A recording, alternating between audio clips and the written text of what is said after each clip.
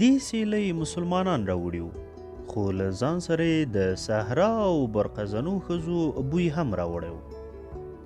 دې سیلۍ له ځان سره د هغو سړیو د خولو او خوبونو بوی هم راوړی و چې له کورونو نه د ناشنا څیزونو د سرو زرو احرام مصر په لټون پسې راوتلي وو. هلک د سیلۍ له ازادۍ سره یو ډول حسادت احساس کړ او ویې ویل چې دی هم داسې آزاد اوسېدلی شي، ځکه چې له خپل ځان نه پرته بل هیڅ څیز هم داسې نه و چې دی بند وساتي. د ده رمه د سوداګر لور او د اسپانیې مالڅړونو ټول د ده برخلیک نه څو ګامه اخوا پراته وو. سبا ماسپښین هلک د بوډا سره ولیدل. هلک د ځان سره 6 میږې هم راوستې وې. بوډا ته یې ویل زه خو حیران شوم، زما ملګري د دې 6 میږو پرته ټوله رمه واخیسته او ما ته یې ویل چې د ده له پخوا راهیسې دا ارمان و چې شپون شي او ما دا یو ښه پال وګاڼه. بوډا ویل شیان تل همداسې وي، دې ته د خوښولو مقررات وایي. ته چې لومړی قطعې کوي نو پوخ باور دې وي چې ګټه به ستا وي. دې ته د مبتدیانو طالع وایي. دا ولې کیږي؟ ځکه چې یو څوک ستا د برخلیک په پیژنګلو کې ستا مرسته کول غواړي او ستا لوږه د ګټلو په خوند زیاتول غواړي.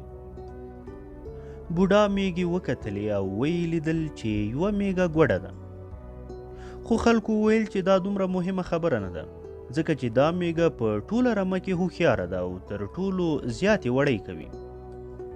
بیا یې له بوډا نه وپوښتل خزانه چیرته ده؟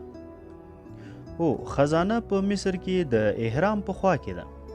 هلک حیران شو. هغې بوډۍ ښځې هم کټ مټ دغه خبره کړې وه، خو له ده نه یې هېڅ حق و زحمه نه واخیستې. د خزانې په لټون کې ته باید پالونه تعقیب کړې. خدای د هر چا لپاره یوه لاره جوړه کړې ده. ته باید پالونه وڅارې چې هغه لار ومومي. هلک څه ویلو ته ځان جوړوو چې یو پتنګ راغی او د دوی ترمنځ تاو راتاو شو. هلک ته د خپل نیکه خبره ور یاده شوه چې یوه ورځ یې ورته ویلي وو چې پتنګ د ښه پال نښه ده، لکه څنګه چې کیرړې، هیله، چرمښکۍ او شوتل ښه پالونه دي. بوډا لکه چې د ده زړه لوستلی و ویې ویل رښتیا هم دا ښه پالونه دي، لکه څنګه چې ستا نیکه ویلي وو. بوډا خپله بې لستوڼو چپنه خلاصه کړه او هلک حیران شو. بوډا د سرو زرو زغره راغوستې وه چې مرغلرې او قیمتي کاڼي پرې ټک وهل شوي وو. هلک ته هغه پرونۍ برېښنا ور یاده شوه او په زړه کې ویل چې دا بوډا خو رښتیا پاچا دی، خو له غلو نه یې ځان پټ کړی دی او نور کالي یې اغوستي دي.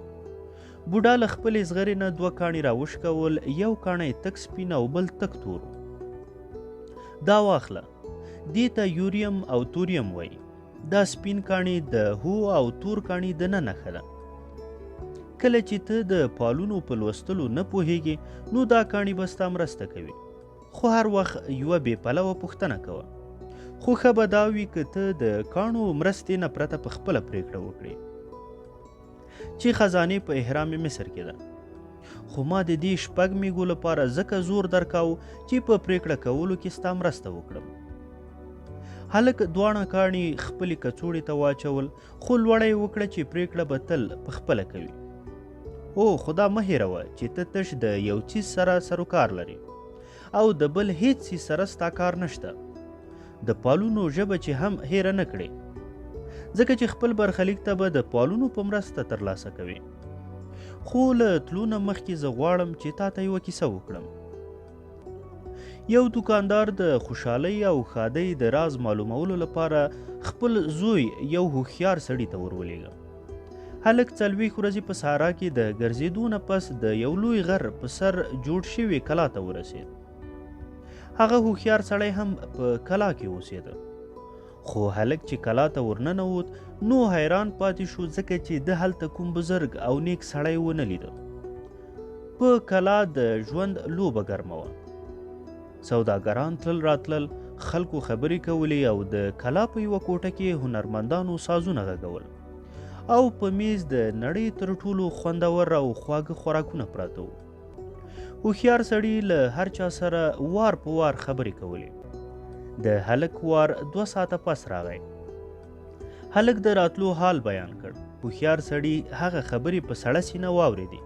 بیا یې وویل چې دی اوس د ښادۍ د راز ویلو وخت نه لري. ده وړاندیز وکړ چې هلک باید 2 ساعته وګرځي او د ماڼۍ سیل وکړي. بیا یې هلک ته یوه کاچوغه ورکړه چې 2 څاڅکي تیل پکې پراته وو.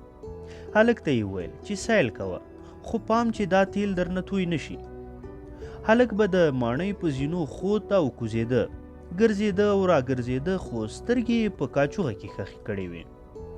2 ساعته پس چې بیرته راغی نو هوښیار سړي وپوښتل تا هغه چکن شوي ایرانۍ پرده ولیده چې زما د خوړو په کوټه کې راځوړنده ده؟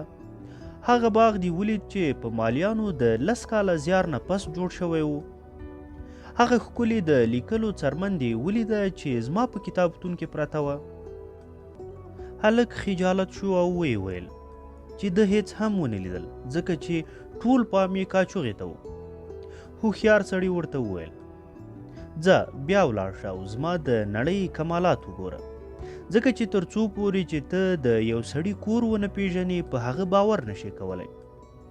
هلک لږ ډاډه شو، کاچوغه یې واخیسته او بیا د ماڼۍ په سیل ووت. خو دا ځل یې ټول دیوالونه، تابلوګانې او بامونه وکتل.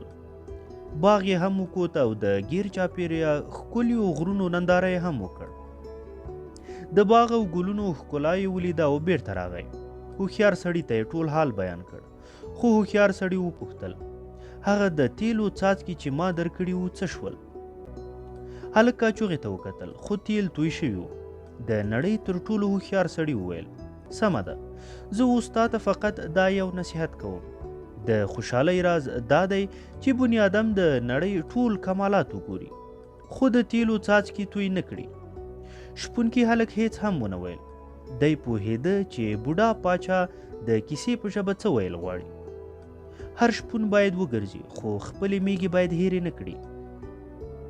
بوډا هلک ته وکتل، بیا یې خپل لاسونه یو ځای کړل او د هلک د سر د پاسه یې په عجب ډول وښورول. میږې یې په مخه کړې او ولاړ.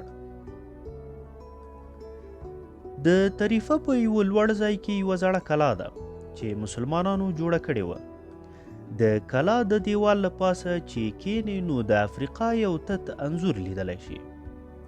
د سالم پاچا میچلز ډیک په دیوال ناسو او د لیونټر سیلی یې په مخ لګېده. میږې هم اخوا دیخوا ترپېدې. میږې له خپل نوي څښتن سره ناکرارې وې او د بدلون له امله هیجاني شوې وې. خو بیا هم دوی تش د اوبو او خوړو لټون کاوه. میچلز ډیکس یوې وړې بیړۍ ته کتل چې له بندر نه په وتو وه. ده له ځان سره ویل چې دی به بیا هغه هلک کله هم ونه ویني، لکه څنګه چې ابراهیم د هغه وخت نه پس نه و لیدلی چې لسمه برخه یې ترې اخیستې وه. خو دا د ده کار و. دیوتاګان هیلې نه لري، ځکه چې هغوی برخلیک نه لري. خو د سالم پاچا هیله درلوده چې هلک بریالی شي. په زړه کې یې تیر شول چې هلک به ډیر ژر د نوم هیر کړي. دا خو ښه خبره نه وه.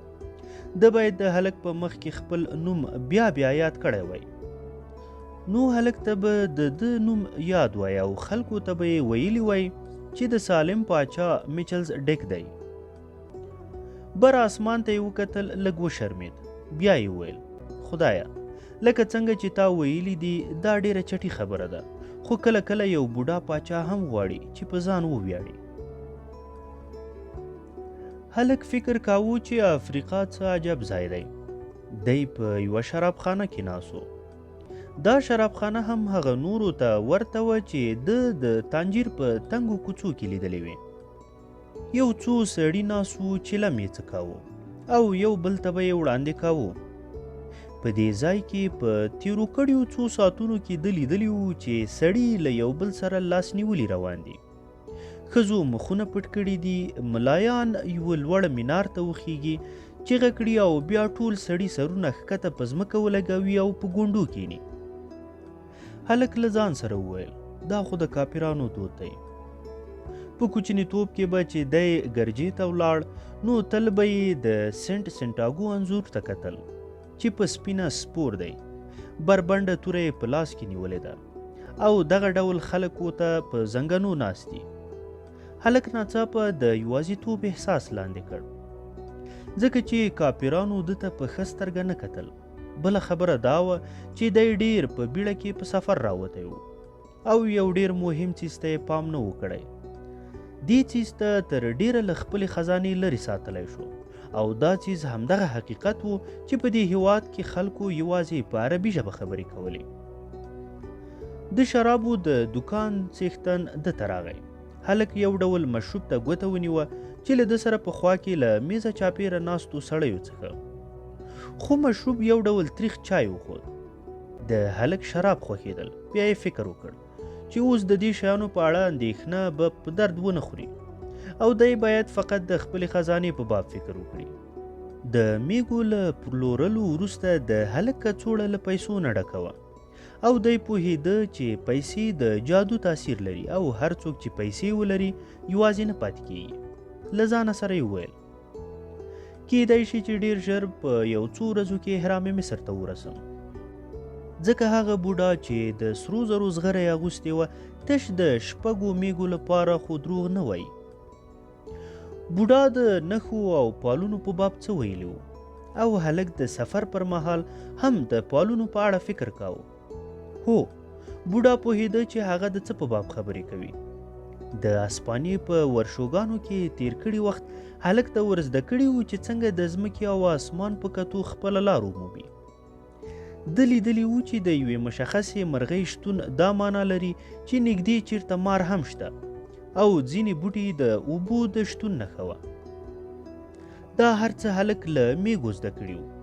هلک فکر کاوه چې که خدای میږو ته لار ښیي نو یو بني ادم ته خو به یې هرومرو ښیي.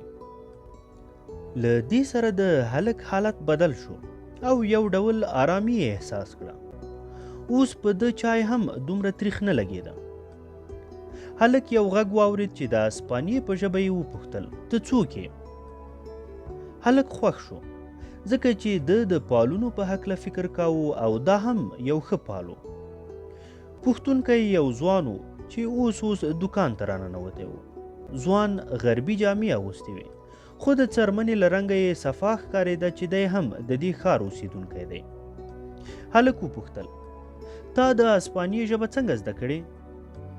هو، دلته ټول خلک دا ژبه ویلی شي، موږ خو له اسپانیې نه فقط 2 ساعته لرې پراته یو. هلک د کېناستو بلنه ورکړه او زیاته یې کړه زه باید ستا میلمستیا وکړم خو لومړی ماته یو ګیلاس شراب راوغواړه، دا تریخ چای خو ډېر بې خونده دی. ځوان ځواب ورکړ په دې هیواد کې شراب نشته، مذهب د شراب څښلو اجازه نه ورکوي. هلک ورته وویل چې دی احرام مصر ته تلل غواړي. د خزانې په باب هم څه ویل غوښتل خو بیا یې ځان کنټرول کړ او په زړه کې وویل چې هسې نه د عرب هم په خزانه کې برخه وغواړي.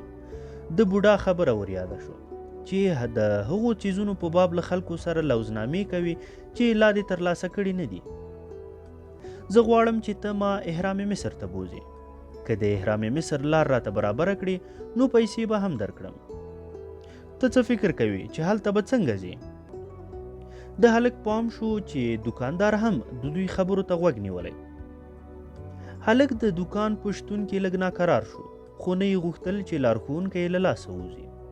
ځوان وویل هلته د تلو لپاره باید ته د صحرا په صحرا پورې وځې او د دې سفر لپاره ډېرې پیسې پکارېږي. له تا سره ډېرې پیسې شته؟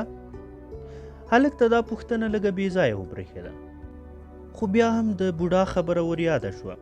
کله چې ته په رښتیا د یو کار سرته رسولو لوړه وکړې نو ټول طبیعت ستا مرسته کوي. د خپلې کڅوړې پیسې ځوان ته ورښکاره کړې. دکاندار هم راغی او پیسې یې ولیدې. ځوان او دکاندار په عربۍ کې یو بل ته څه وویل. هلک لیدل چې دکاندار په قار شو. ځوان وویل راځه چې ځو. دکاندار وایي چې د باندې وځئ.